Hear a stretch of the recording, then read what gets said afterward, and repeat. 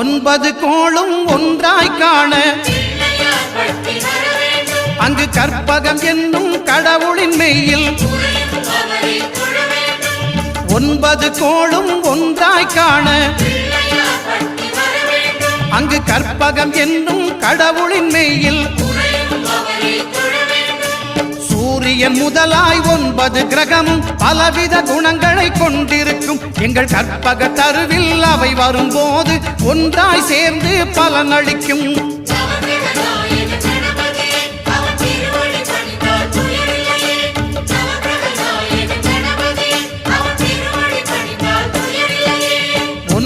கோளும் ஒன்றாய் காண